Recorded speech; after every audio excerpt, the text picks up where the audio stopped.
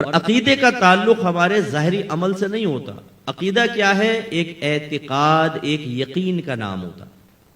اس کا تعلق دماغ سے ہے، اس کا تعلق دل سے ہے. آپ ایک یقین اپنے دل میں رکھتے ہیں یا ایک اعتقاد اپنے دماغ میں رکھتے ہیں، اور اس کے پیچھے ایک شرعی دلیل ہوتی ہے. اس شرعی دلیل کی بنیاد پر آپ یقین حاصل کرتے ہیں کہ اعتقاد رکھتے ہیں، اس کا نام ہوتا ہے عقیدہ.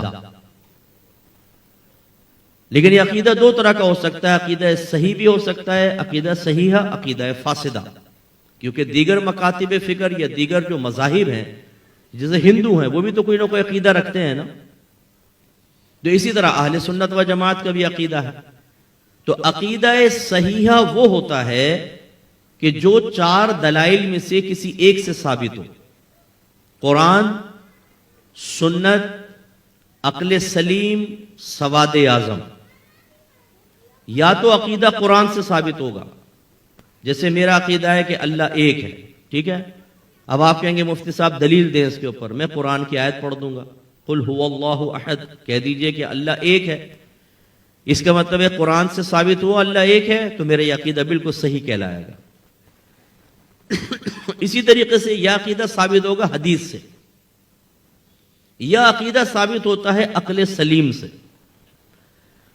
بیٹا یہ غور سے ذرا سنیے گا، یہ بیان ایک معلوماتی بیان ہے. مجھے نعرے نہیں لگوانے، مجھے یوں کہہ کہ سبحان اللہ نہیں کہلوانا. مجھے آپ کو ایک بات سمجھانی ہے. غور سے سنو گے، چیز کو سمجھو گے، فائدہ ہوگا. نہیں سمجھو گے تو گمراہی تمہارا مقدر بنے گی. پھر بروز قیامت ہمیں مت کہیے گا کہ جی علماء نے ہمیں نہیں سمجھایا تھا، آپ ہی گرفت ہوگی.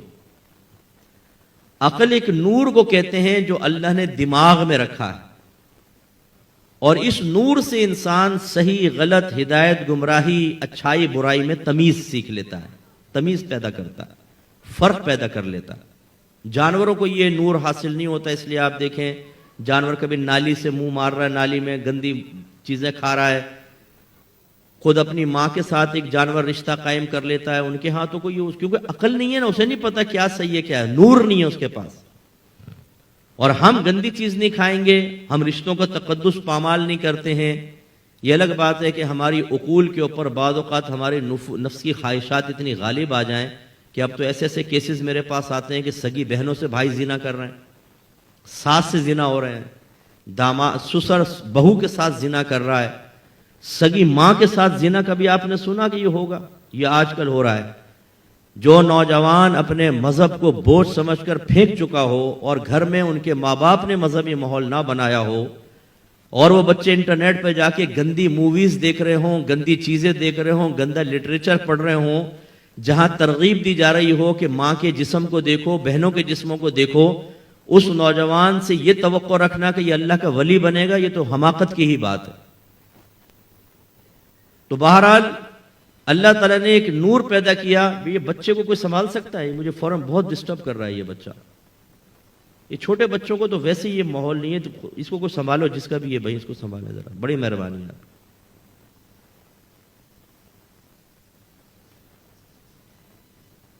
نور یہاں ہوتا ہے، اس سے ہم تمیز پیدا کرتے ہیں. امام اعظم رضی اللہ تعالیٰ عنہ کے نزدیک یہ نور دماغ میں ہوتا ہے. امام شافعی رحمۃ اللہ علیہ فرماتے ہیں یہ نور دل میں ہوتا ہے. لیکن ہماری دلیل اس لیے قوی ہے کہ امام اعظم فرماتے ہیں دماغ میں چوٹ لگ جائے تو بعض وقت عقل چلی جاتی ہے، آدمی پاگل ہو جاتا ہے. دل پہ چوٹ لگے کبھی پاگل نہیں ہوگا. تو بعض ہمارے عقائد ایسے ہیں کہ جو صرف عقل سے ثابت ہوتے ہیں، قرآن و حدیث سے ثابت نہیں ہوتے. وجہ اس کی یہ تھی کہ جو منطق اور فلسفہ ہے یہ علوم عقلیہ کہلاتے ہیں. یعنی یہ قرآن حدیث سے ثابت نہیں ہے، عقل کے ذریعے علوم بنائے گئے اور یہ عام ہو گئے. جب یہ عربک میں کنورٹ ہوئے تو عرب لوگوں نے ان علوم کو سیکھا اور یہ علوم عقلیہ کہلاتے ہیں. تو عقل کے ذریعے ہر چیز انہوں نے پرکھنا شروع کی. تو اللہ کی ذات اور صفات پر بھی عقل کے ذریعے سوالات کرنا شروع ہو گئے. اب جب عقل کے ذریعے سوالات ہوئے تو قرآن اور حدیث کے اندر اس کے جوابات موجود نہیں تھے. تو ہمارے اکابرین نے باقاعدہ منطق و فلسفہ سیکھا اور پھر عقل کے ذریعے ہی ان کے جواب دیے.